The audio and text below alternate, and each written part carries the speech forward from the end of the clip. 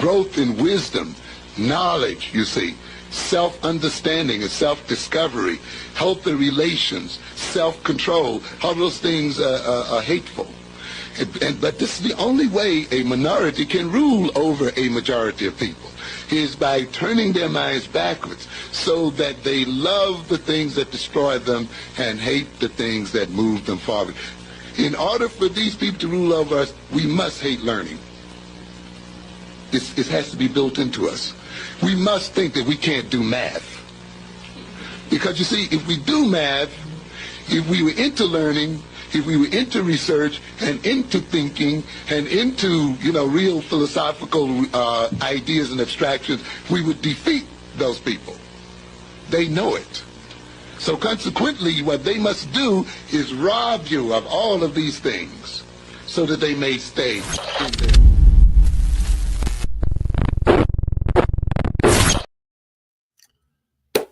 It's your man HRap B tapping in. Super late, but better late than never, right? That's what they tell me. Better late than never. This is the End of the Bench Media. I am HRap B. This is a few minutes with HRap. Today, I wasn't gonna do an episode today, but I just got hit with it. And today's is called the Infinity Stone. If you are familiar with the Marvel characters, the Infinity Stones are powerful rocks that ... And if you're not, maybe you need to tap into that. Go to get you some Disney Plus and then watch the Marvels, and you'll understand. But most people are familiar with the concept of the Infinity Stones. And the reason I call it that is because we need a reset. We have the reason that main character or the villain or the quote unquote villain Thanos was the guy in that movie, because he wanted to do away with, he had hurt and pain. He wanted to do away with a lot of things and hit the reset button. The United States of America needs a reset button hit. But before I get into that, I want to thank my parents, as I do every day, Dolores and John. Without Dolores and John, there would be no me. Without me, you'll be doing something else with your valuable time. Probably sleep because I'm up late. But if you're not, and more than likely you're not watching this live, go to www.theendofthebench.com. This will be the only thing. I didn't do any Black history on this one because it was impromptu. And what I've started doing is using the background for what I'm talking about. Today, I'm going to talk about the government.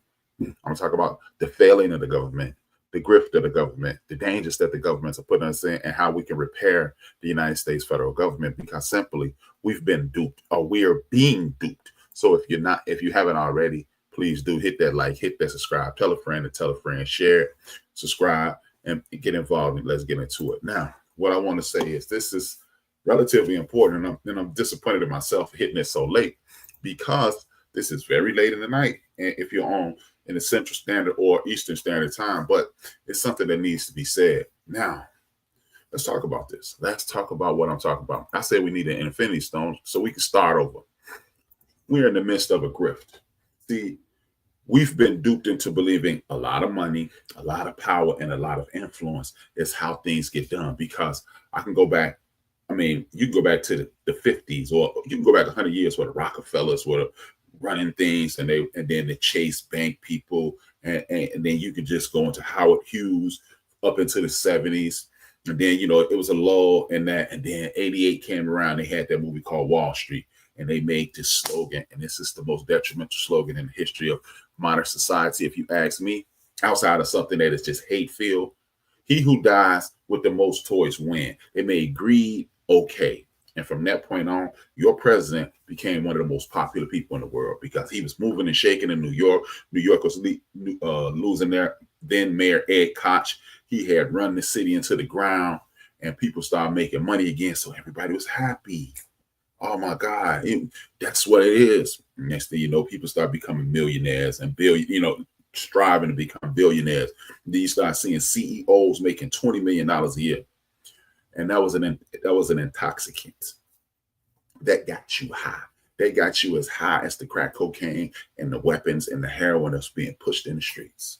It got you higher, because who does not want nice things?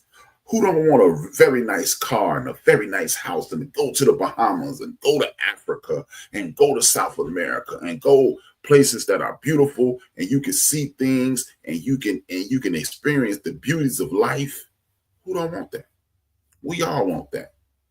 But at what cost? See, if you are a human, you understand, if I want those things, I don't have to step on the next person's head to get it. The grift is the con. If you're not familiar with the term, the grift, a grift is a con, a BS, some nonsense, debate and switch. That was the bait and switch. That was to suck us in. Much like the aforementioned crack cocaine, the reduction in the price of cocaine, the overflooding of impoverished communities with military grade weapons. It's an intoxicant because who don't want power? Who don't want power? A sham. Thank you. Phyllis Williams in the building. Thank you, Phyllis and Poe. Y'all in the building. Thank y'all. It's good to see you. A sham. Exactly. But who don't want that power? Now, there's a difference in wanting power and being able to control power. And power is something that everybody should not be wielding because it's an intoxicant. It's a drug in itself. Who don't want to be? Let's just be honest. Let's dig deep. Let's go deep and be honest. Who don't want to tell people what to do? Hey, go get me that. Go get me that. Who don't want to do that? Even if it's just for a few minutes. I want control because that's what was told to you. That's attached with money. But guess what? It's this thing again, referencing the Marvel comics. With great power comes great responsibility, and we lack that responsibility. What we have to do is go all the way back to the beginning of time, and we'll say, how much responsibility has been heaped upon the American populace? How much responsibility have we taken on? How much responsibility do we take? How much responsibility is there out to obtain? It's tons of it. But what we've done has been wicked since the beginning. Came over here, started eating. People came to this land, saw people here because they were welcoming. They saw them as weak. And that's the beginning of where we are right now. And not the beginning of the country. That's the beginning of power, the need and want and craving for power. That's where it starts. Because you got Christopher Columbus in Puerto Rico looking at the Puerto Rican brothers. Well, they were Taíno Indians at that time, but we're going to refer to them as Puerto Rican brothers and sisters just for the sake of the conversation. And he literally wrote, they're so kind and giving. They'll definitely be easy to conquer. Not, hey, man, I was on this boat about to sink and I was going to die.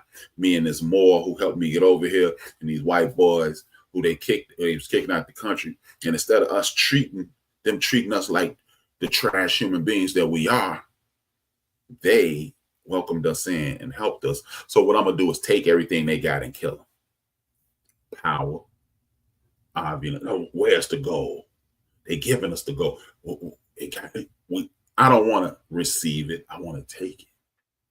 And then as you see throughout the history of this country and the history of the Western Hemisphere being conquered by the European organization, the European crime family, that's what happened.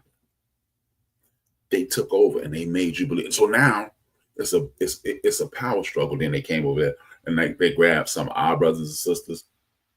Very few, because look, I'm not going to let people continue that lie that they shipped 400 million people. No, they didn't. We were here, and then they shipped some of us over here. But if you allow the fox to tell the story, the chicken or the rooster did something to him, and that's why he ate him. If you let the hunter tell the story, it's the wild beast of a lion. But when you watch, Marlon Perkins and Wild Kingdom and all those things, you see lions and tigers and wild animals just walking around not bothering anybody. So how did they bother you? Same way if I come in your house tonight, you're going to bother me, but it ain't your fault because I forced my way into your home. But see, that's the grift. It's the power dynamic. And this is a specific group of people who wanted their power. And see, they've inculcated other people into their group because they've always been reducing in numbers. Because when we started losing numbers, because it was 4 million enslaved people, probably like 500,000, maybe even 1.5 million white folks. Okay, the Irish, y'all with us. And the Italians, y'all with us. Okay, the Jewish people, y'all with us. And we're going to discriminate amongst each other, but we're going to gang up on them. Who don't want, it's just like the bully in the room. Who don't want their ass kicked in the playground? Who want to get beat up every day? But then sometimes you get a jerk like me And I ain't running no damn more, man. And that's where at some point, good people, y'all know I speak to my people, but I'm speaking to all of humanity. But good people gonna have to say, we're gonna have to work with these brown people and then get these people out the way, and then we can resegregate. And that's what's something that nobody's ever presented. But back to the point, the government is designed on criminality, on the grift, the hornswoggle, the bait and switch, because they need to have a tiered society. Because at the end of the day, let's just be honest. The American dream has nothing to do with me marrying this beautiful black woman, us having beautiful black children, and going to work and working these jobs till we 60, till we 15, 20 minutes off croaking, and then I'm gonna move to a nice climate. It's gonna be beautiful. That's not really the American dream. The American dream, that's the honest American dream, is to have slaves. What do you mean? To have slaves? The American dream is to have slaves. Nobody really wants to work. Because think about this. They still had those places, those death camps, aka plantations, open today. What I think it's Reynolds in South or North Carolina, the one Metabellum that just burned to the ground. Shout out to God. Look at God. God is good all the time. All the time. God is good. And they got them all throughout the South, formerly death camps for enslaved African people, and some enslaved Irish, and some enslaved Native American, and some enslaved people. But what I want you to understand is this. This is why that's the American dream. When you visit those plantations, most people don't go, and this is where the enslaved brothers and sisters were housed. People don't do that. Thank you. It's not meant for people of color. Thank you. Exactly. But it's not meant. You don't go see the enslaved people quarters. Like, oh, this is how horrible they were treated. Nobody takes you back there. As a matter of fact, one of the tours in Reynolds, one of the biggest plantations in South Carolina, I think it's South Carolina. We didn't even have a kitchen in this house. We didn't mistreat our black folk. Are you out your damn mind?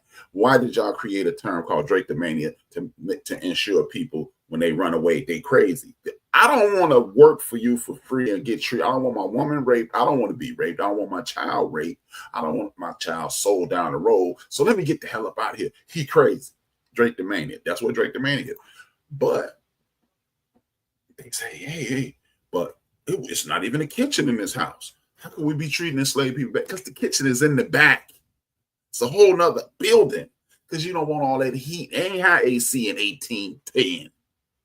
So when you cooking and the house is hot, the whole house hot, you sweat. So take your back behind this house and make this food, and you carry this hot ass pot to me and then feed it to me, and then you get treated like trash.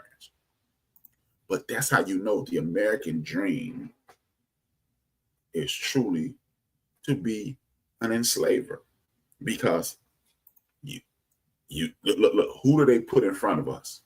Donald Trump, Elon Musk, Bill Gates, Steve Jobs, and all the rest of the people who are billionaires, and Warren Buffett.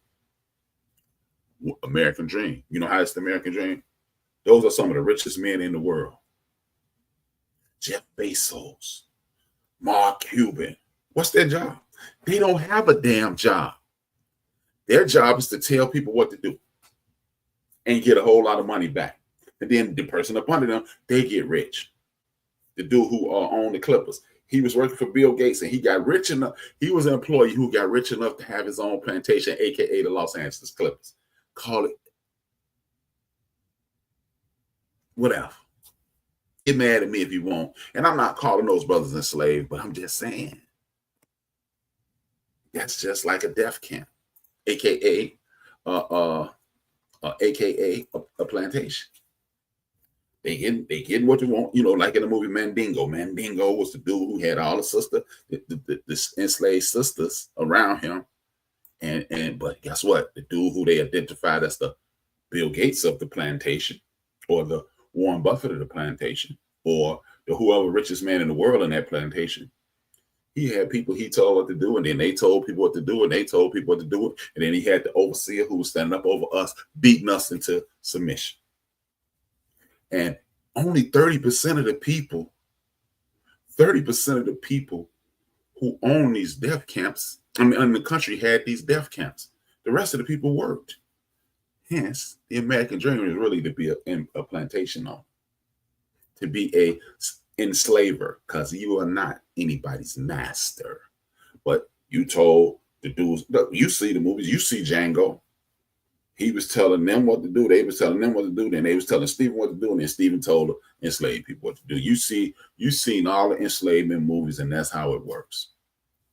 But we don't pay attention to that because we were told the American dream is to get a job. But like I told you, go to school, learn something, and get a job. Again, go to school, learn how to sit here like this until break time. Then you get a bathroom break, then come back and sit, look at the teacher for a few hours. Then you get a lunch break. Then you go get another break, and then you go home. All of these things identified by a bell ringer. You at a factory, bell ringing. See, education is not for wisdom. It's for training. It's an indoctrination because you are enslaving people, because it's a dude, again, at the top of the food chain who's doing absolutely nothing, getting rich as hell off your labor. And then see, here's the beauty. And I read this book. I always referenced this book back in 1991. I cannot remember the name of it. It's Leviticus 666 something. But this book said the way God set it up, the enemy has to tell you the truth. And it's up to you to identify the truth and then make the necessary amendments as you learn the truth. They tell you these things in movies all the time. And you just, and he even said, they're going to show you a movie and movies and television. And when you see it, you're going to think it's gonna make you think, I saw that in the movie, but it's really happening. Anybody who don't believe me, 1990, I think it's 1991, me and the homies Benito, Brian Allen, we took these three girls to see Total Recall. And one of the things in Total Recall, this dude had this funny hand and he stuck it in his thing and it opened the wall. I was like, that was dope. That's science. Boy, that's crazy. 6-8 months later, that's how I was getting in my building. Anybody who don't doubt me, a lot of people who rock with me on a regular basis, next time you see Big Illinois in there, ask them if it's the truth. Big Illinois will tell you. You stuck your hand in it. They even call it the system to this day. Open doors and you got into your home. They're teaching you they are indoctrinating you via television, via movies, and via music, because the TV is telling you Donald Trump is the man. The TV is telling you Elon Musk. Why do you need to know the CEO of any company? He don't do no real work. He don't do no real work. He's just like the president of the United States. He don't really do no real work. I'm going to sign this. And it's really people in charge. It's the people who paying for the presidency. It's the kingmaker. Just like in anything, and you watch Game of Thrones, it's the kingmaker who has the power. The king is just the figurehead. But when they created this fictitious situation apparatus called the United States of America, they had to continue to dupe you because it wasn't beneficial to keep paying people to catch these enslaved people when we could just get them jobs and have them work for us. And it's not beneficial to have them stay in the South and not work the stuff up there because they are mostly down here, but we need them up there in the industrial world. We're going to give them a hard time. And most of them will always try to be involved, get into it instead of branching out on their own. Because we've had this thing for decades now. I'm going to show them I'm worthy. Nah, Black people, brown people, any oppressed community in these United States of America, I need you to start treating rich people like you treat the ugly male or female or the ugly love interest. They treated you like the ugly duckling in high school. What I mean by that is this. A lot of us didn't have the fancy clothes, didn't have a car, didn't have all the things that made you the cool kid. So you had to work with personality, hopefully looks, figure if you're a woman, figure if you're a man, and you had to use what you had to get what you want. And some people was like, nope, you're not cool enough. And you always hear about the girl who she didn't have a shape. Hey, you know what? I'll show you. I'll use myself as an example. Michelle Early. Shout out to my homegirl, Michelle Early, class 88 in the building. Michelle Early. Michelle Early was in high school with me. Michelle Early was my buddy. 1984, 30, we were coming to the end of my freshman year right now. Michelle Early and I were buddies. Michelle had a little crush on me. And we used to laugh and joke, and Michelle would throw little hints. But old HRap had eyes on somebody else. And guess what? HRap likes breasts. Michelle Early was flat-chested. Michelle Early came back. Puberty hit Michelle in the summer of 1985. She came back with breasts. HRap tries to start flirting with Michelle. She put him right in the 2-3, the friend zone. And guess what? Fast forward 25 years, we were at a cookout, and me and Michelle reminiscing on our friendship. I said, you know, I always liked you, Michelle. And she said, no, you didn't, B. You ain't start liking me until I came to school with some titties. And we laughed. And that's, me and Michelle still have a great relationship to this day. But the reality as it was, she wasn't good enough for me in my mind until she grew those breasts. We are the flat chest girl, black people. We are the homely dude, flat black people. So when we get the good clothes and we get the breasts, we don't need to deal with others that did not deal with us to begin with. And that's what's going on. They're telling us, you don't need this and you don't need that. Science is no good. Science is no good. And Central Texas is flooding. The water raised almost 21 inches. That's almost 2 full rulers. That's like, look, if your husband or brother or somebody got size 12 shoes, stack those two shoes up. And that's how much the water raised. You got people down there dying and drowning in Florida because they cut back on the National Weather Service, so they couldn't be prepared for the weather and the storms that are coming. By the way, it is hurricane season. They just don't hit like they hit around August and September. You can't predict it. But you know why they did that? Because the grift is get you saying science ain't real. See, the weather service is only about climate change. Well, the globe is getting warmer because you see the polar caps are melting and the water on Florida is rising. And yes, it's affecting you. And the storms are getting more and more severe. And you got hurricanes, and you're going to reduce FEMA because they want to make it a for-profit situation. We don't believe in climate change. Guess who believes in climate change? State Farm, Allstate, Progressive, Geico, and anybody who got homeowners insurance in the world. They believe in climate change because they're like, nah, we ain't doing no floods. Because we know these floods going to be coming on a regular basis, and they duped you into doing it, and you let them do you. You let them date you, even though they thought you were the flat chest girl.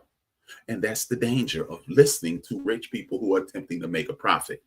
See, in 1992, 93, I'm not sure what year it was, when they changed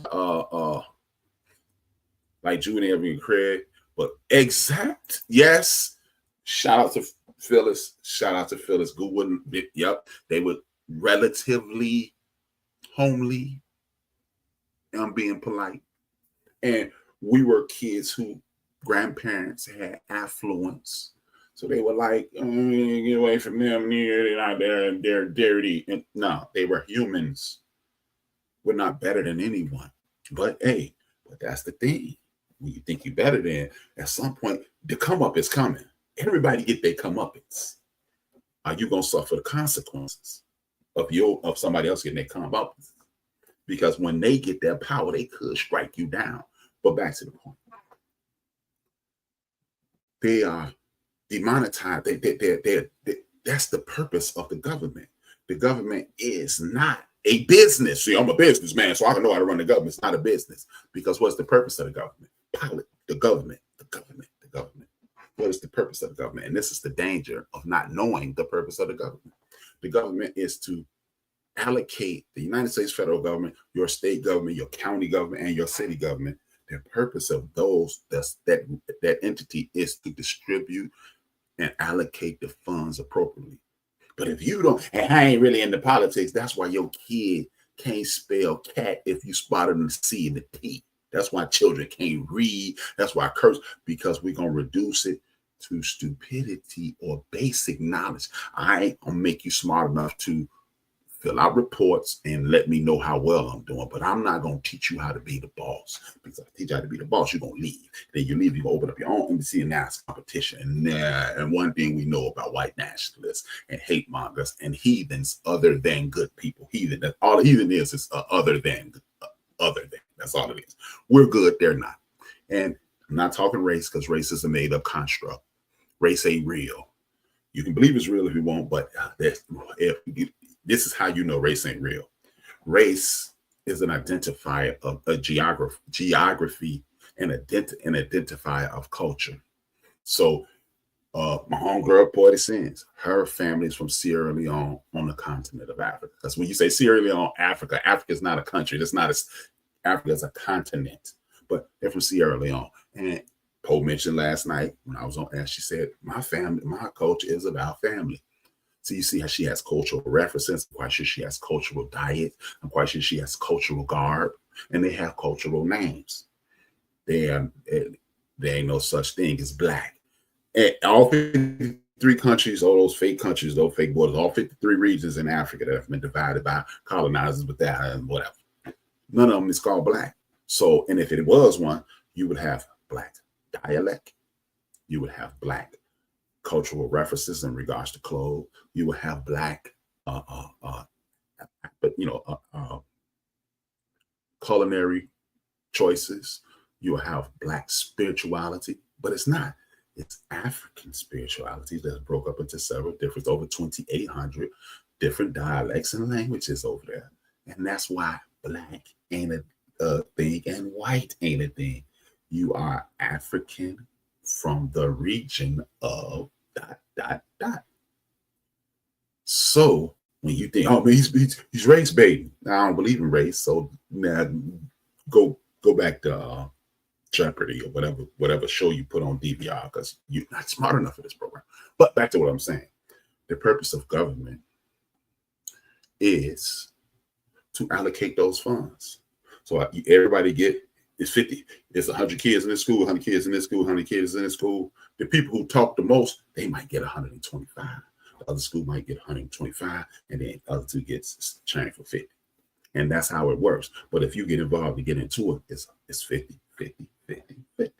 Or, spread it up equally. I did 350s for 100. See, I went to public school. But that's what it's for. What are politicians' jobs? To fight for each school to get the school in their section to get to properly allocate the funds so they can allocate them reasonably throughout the region. And that's what if you're not in the politics, that you don't want your fair share. And everybody raised their hand that don't want their fair share. Exactly. Nobody raised their hand. And I can't even see y'all. Y'all can see me. But I noticed that nobody raised their hand. You could have put a hand in the chat room. Nobody raised their hand. Who don't want their fair share? Everyone wants their fair share. But if you don't deal with politics, and then guess what? That's when they'll do away with science, and they'll do DEI. And then you got these white unqualified men there. I mean, look, I posted something on Instagram at HRap_B, at HRap_B on Instagram. Stacey Abrams is breaking down how this dude is trying to be a dictator.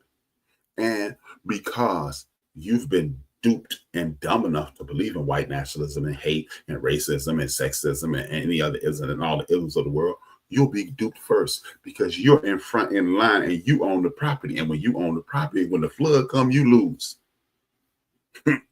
But then you'll go, oh, what is we gonna do? And then black folks like me, my supporters, we gonna go, STBY, sucks to be you. And that's how we gonna get down. But we can get ahead of this. That's why I said we need the Infinity Stone, hit the reset button. Or we need you to educate yourself on governmental policies so we can get out of this jam. Do y'all understand it? They just passed this in the House and the Senate. What is we gonna do? What is we gonna do is call how many times I say this on the program, y'all? How many times I do this? How many times I need you to download the 5 Calls app? And when you download the 5 Calls app, you'll get the DC office or the local office of your state rep, your congressman, or what have you.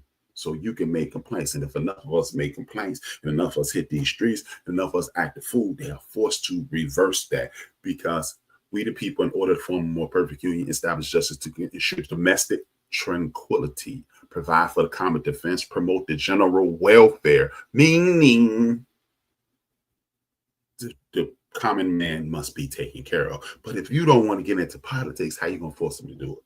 Oh, man, we just had to wait. No, you don't. I want this job so I can do what's best for you and your neighbors and your friends and your family. This ain't what's best for us. Fix it. And that's their job. They can reverse it, but you never took the time to find out how to make this work.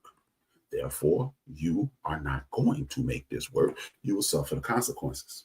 So do your grandma, your grandfather, your uncle, your aunt, or your parents, or your child, do one of them have to be injured or unalived for you to go, oh, what is we going to do? But see, but we allow the rich people who these things don't affect. Sandy Hook up there in Connecticut.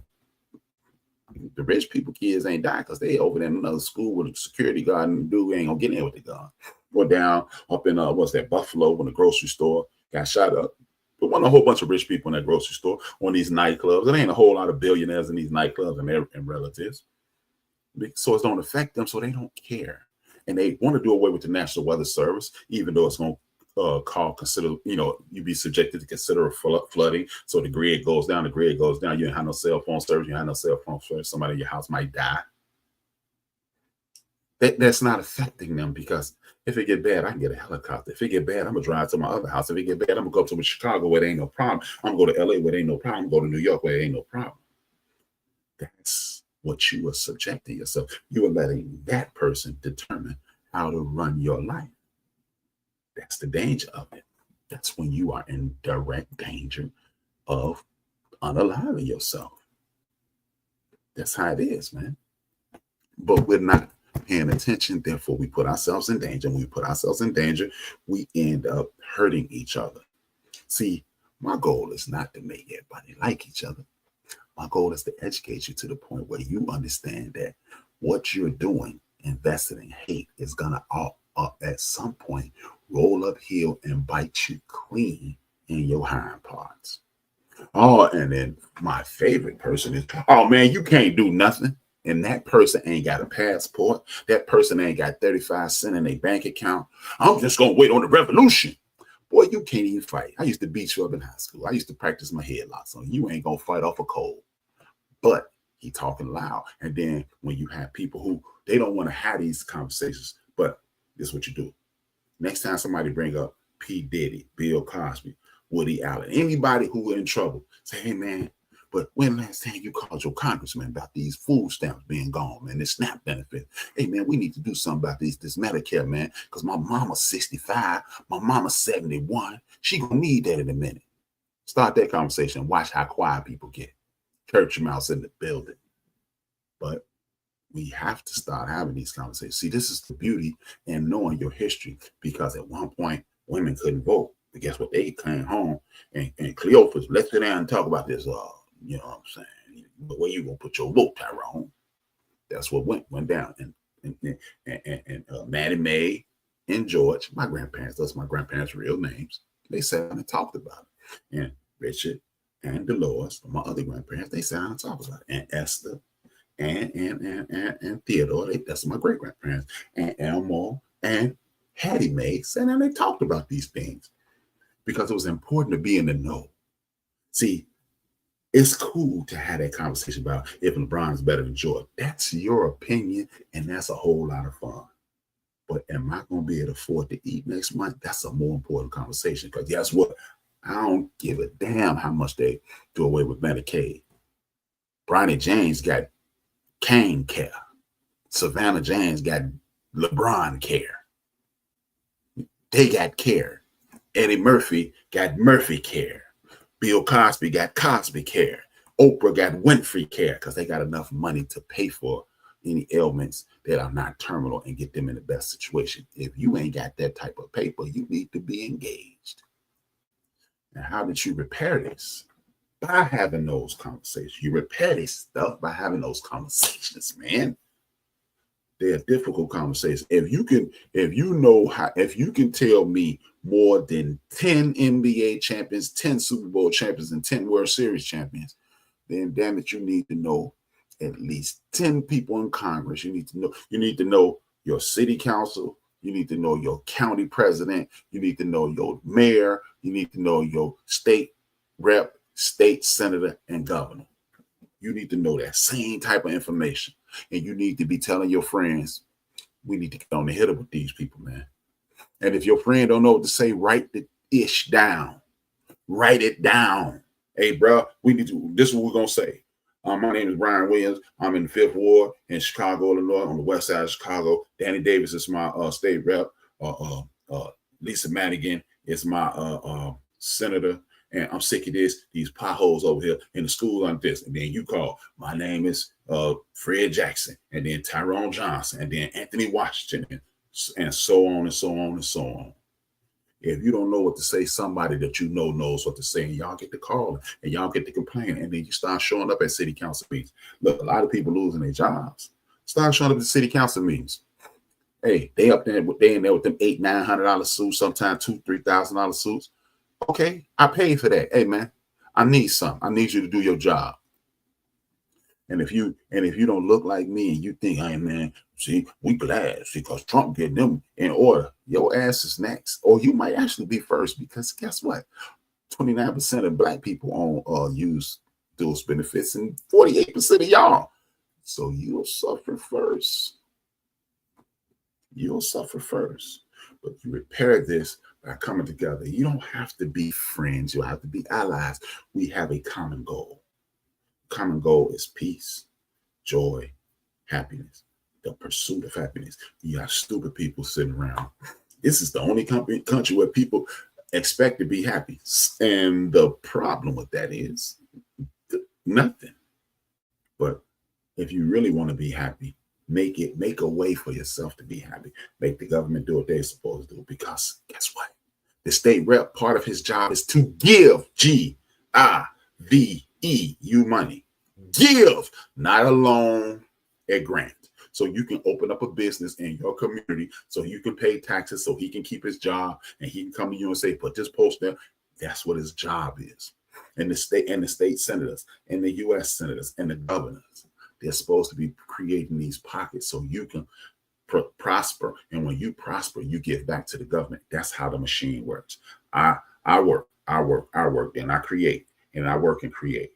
And then while I'm working and creating, my wife is working and creating. And then we're working and creating. And then at some point, my wife said, so long, crabby, to the job people. And then I say, sucks to be you, manager. And then we go work our things. And then like my wife make clothes, and then I make a repair shop, and she's a seamstress and I'm a mechanic. And then I'll teach my son how to be a seamstress, and my daughter how to be a mechanic, and she take my shop to the next level, and he become a fashion designer. And then we're gonna put clothes on the people in our community, the whole Newark, the whole Chicago, the whole South Carolina, Charleston, the whole Los Angeles, the whole Dallas, the whole Atlanta is being wearing my clothes. And guess what? Now we got factories, and we having young people come in and work after school for the factories as they pay for the education. And then it just goes on and on and on and on. But we've been duped into believing I get a job and go to work, I get 401k, then the banks say the stock market crashed, my 401k ain't got but 38 cents in it. Really? That's what you want? So then you got to work some more. And then you work until you die. Repair the problem or suffer the consequences. With that being said, I'm HRap. Thank you for tapping in. It's late. Way longer than I thought I would, but it's been 40 minutes of funk. I want you to think about the things I said and apply the things I said. Start having conversations with your friends. Start a text group that ain't got nothing to do with football, baseball, or basketball. Start a text group, start talking about politics. And if anybody don't want to be in that text group, leave the basketball part. Because guess what? A lot of us have great-grandchildren. A lot of us have grandchildren. And a lot of us have children. So we need to be making our great-grandchildren's grandchildren life better than ours is now. With that being said, thank you for tapping in. See you later today in some cases, and see you tomorrow in others. And some of y'all ain't got no sense, and some of y'all And some of my people ain't got no spine, but we ain't gonna worry about those people. We gonna worry about us, and we got it. 2 fingers, 1 word. I am the great HRap B. And it is necessary for those people who rule over us and who rule over African people the world over, if those people are to stay in power, they must destroy our ability to love each other in a healthy sort of way. This is why